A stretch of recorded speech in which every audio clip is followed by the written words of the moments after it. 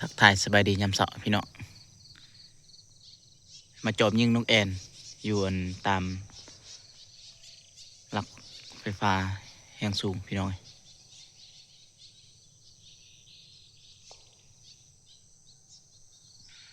ลายอยู่ได้นี่เดี๋ยวประกอบปืนก่อนนะเดี๋ยวสิลองเบิ่งว่าสิถึกบ่ถึกสูงพุ่นนะพี่น้องน่าจะบ่หลุด30-40 เมตรคันบ่กว่าคันมัน50 เมตรหมู่ยิงแล้วยังบ่ได้เดี๋ยวเราจะประกอบปืนกัน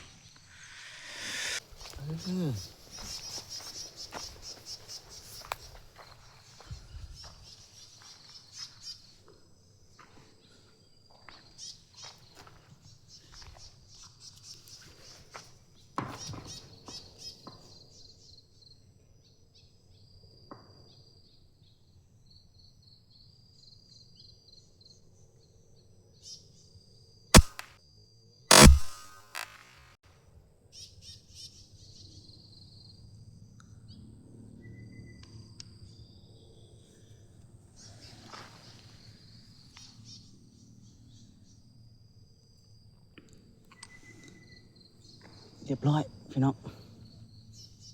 แต่เต็มนึงแล้ว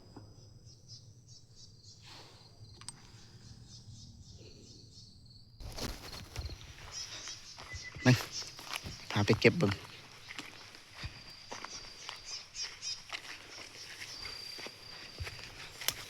นกแอ่นนะ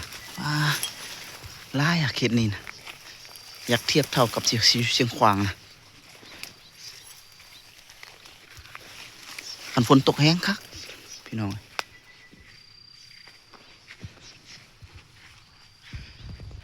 ยิงอยู่นี่เห็นแล้วพี่น้องแบะอึกอยู่หั่นน่ะอุ้ยไปเอานกก่อน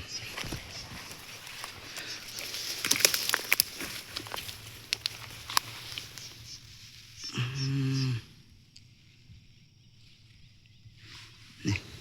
นกแอ่น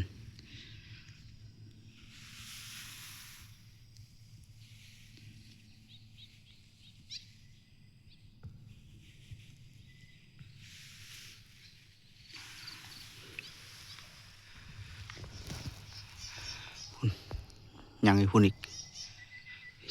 โอ้บินแล้วว่าสิยิงไว้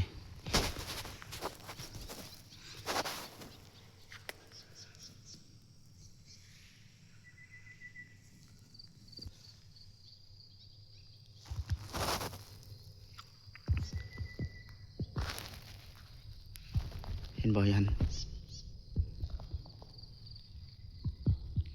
โอ้บ่เห็นมองกด3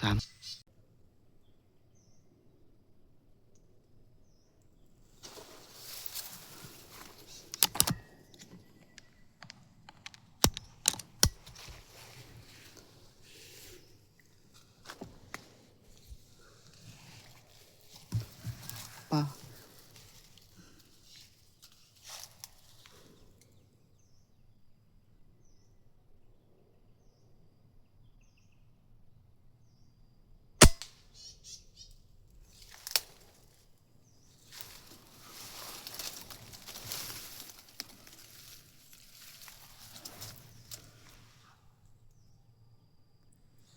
จากมันไปตกใส่ละบัดนี้โอ้ยยิงหลายเถื่อ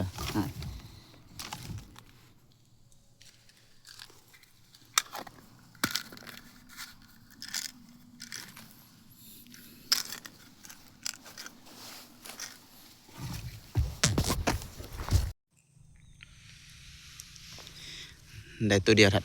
ทุกคนเอ้ยมันสลาดนะยิงตัวเดียวแล้วก็วันนี้มันบินมันเห็นเฮาย่างไปแล้วมันก็บินเห็นเฮาย่างไปแล้วก็บินนะเป็นพึ่งอยู่นกแอ่นตัวเหยื่อกันนี่เสียดายเว้ยตัวหนึ่งมันยิงถือจนอาปากตะงาบอยู่ยังบ่ตกเสยบินเสยมันเห็ดลอยอะไรแม่อีกจากทิศหนึ่งแหละสิได้ไปนะ อันนี้ไปตลอดหรือว่าวันก็มามื้อนี้ก็มาอีกมันเห็นเฮาย่างไปแล้วมันก็บินแหละเห็นเฮาย่างไปหามันก็บินแหละบ่มีโอกาสได้ยิงมัน